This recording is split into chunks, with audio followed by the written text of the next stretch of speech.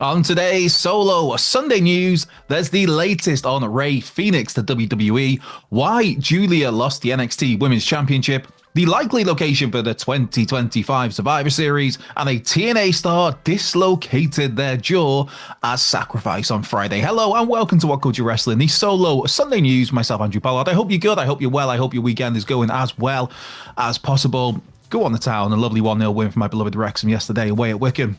Love to see it. Right, first up, if you're not already, go and check out our video review of WWE 2K25. That is elsewhere on this channel.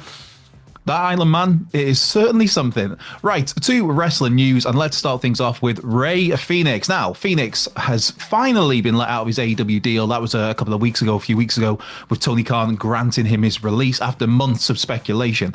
I mean, it felt like literally years of speculation that went on for that long. And of course, it's expected that Fenix will end up in WWE. Now, stoking those fires even more, Friday's SmackDown aired a mystery vignette. Actually, it aired two mystery vignettes, but the first one of those showed a masked luchador, with many presuming that, yes, this is indeed hyping the arrival of Rey Fenix. Now, it's not been confirmed 100% that the vignette that was for Rey Fenix, but let's face it, one has to imagine that, yes, there's a 99% chance that that vignette was indeed for Rey Fenix. Now, on the current status of Fenix, Fightful Select has a bit of an update here. That Fenix is due to complete his WWE medicals basically anytime now, and that WWE has already begun working on merchandise for Fenix. So yes, Fenix to WWE is a done deal, seemingly. Well, I mean, barring anything cropping up in those medicals. But for me, the bigger question is, what do you do with Rey Fenix when he debuts? Do you reteam the Lucha Bros and have him tag in with his brother Penta? Or do you maybe keep them on separate brands? But then just because that vignette aired on SmackDown doesn't mean that Fenix will be on SmackDown. The Lucha Bros, I mean, that would be a major shot in the arm for the tag team division for either brand, whether that's Raw or SmackDown. But then you look at the early months of Penta, man. He's been presented as such a big deal, such a big singles deal. And it feels like you've got a chance here with Penta, where I'm not saying it's going to happen overnight. I'm not going to say it's going to happen this year, but the way he's going, the way he's being presented, you have a chance there to make that guy into a main event singles attraction somewhere down the line. So WWE, they've got this like options to weigh up. I think that's one way to put it, is where you, let us know in the comments, I guess, what you prefer: the Lucha Bros to reunite, or Penta and Fenix to be kept away from each other. I mean, Fenix, he doesn't have the physical charisma that Penta does. Few people do, to be honest. That dude is just insane. But Fenix's ring work, that is also insane. That is spectacular, and that would get him over easily on his own should you go the singles route with him. So yeah, let us know what you think about Rey Fenix WWE, and whether you want to see Rey and Penta together, or whether just have the guys as singles acts for a bit. Anyway, moving on to Giulia. Yes, for those who watched the excellent NXT Roadblock special on Tuesday, the main event there, that was Stephanie Vicker becoming the new NXT Women's Champion, winning the winner takes all match, I guess you call it, for the women's title and the women's North American title. Now, in the lead to that match, there were reports and rumblings that suggested Giulia was injured, and there is a bit of an update on that situation with the beautiful Madness. Now, those reports of an injury that came out weeks before the match, but Brian Alvarez on Wrestling Observer Radio now reports that the decision to switch the NXT women's title, that was actually a last minute one, and that was due to Giulia needing time off for a minor visa issue, as well as noting she is dealing with an unspecified injury. So seemingly it is a minor visa issue that is keeping Giulia away from the ring, and also a little bit of an injury issue. And she's expected to be away from NXT for what's said to be a little while, with NXT adjusting plans for its women's division as a result of all of this. I mean, for me, you have to hope with Giulia that she can get back in time for Stand and Deliver next month. I don't know if that is possible, but Stand and Deliver, that is basically NXT's WrestleMania. Yes, it's nowhere near that sort of stage and spectacle, but it's the brand's biggest event of the year. Plus, it was Stand and Deliver last year where Giulia made her very first NXT appearance. That's where she popped up in the crowd with Rossy Ogawa and William Regal. And she had that great reaction, that really wholesome reaction when she realized, like, oh man, these people know who I am. They're cheering me. This is kind of nuts. So that was really cool to see. So hopefully we can get something for Giulia to Stand and Deliver. But I don't know, I guess it does come all down to that visa issue, how minor it is, how long it's going to take. Now, sticking with WWE for one more story, and there's now word on where the 2025 Survivor Series might be held.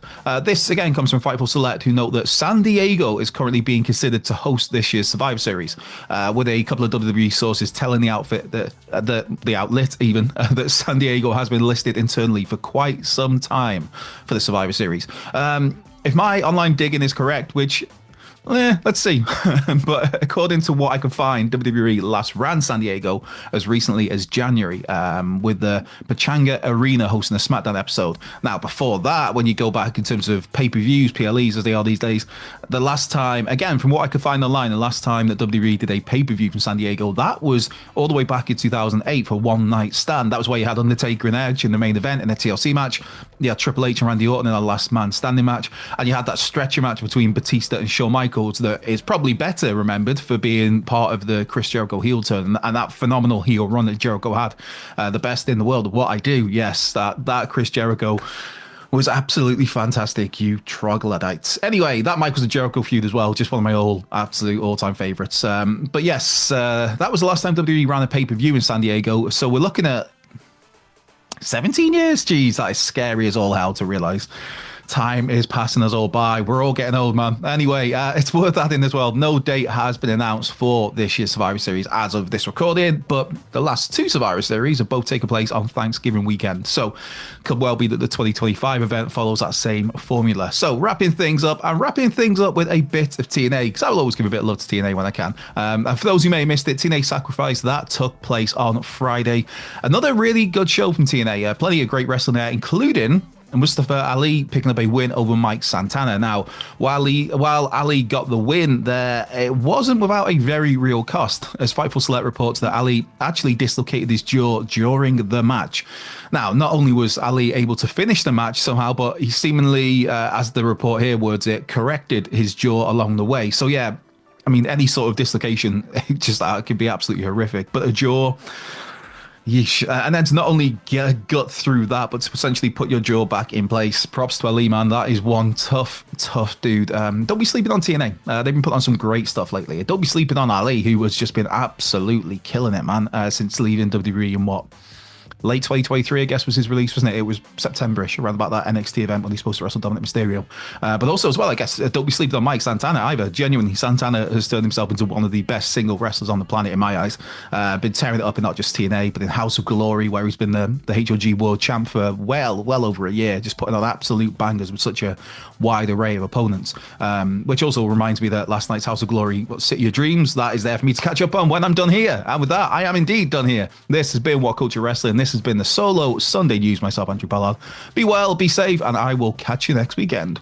One of the only professional wrestling podcasts that's actually worth it. If we can make one of the best wrestlers in the world say that just by listening to our podcast, what happens when we do this?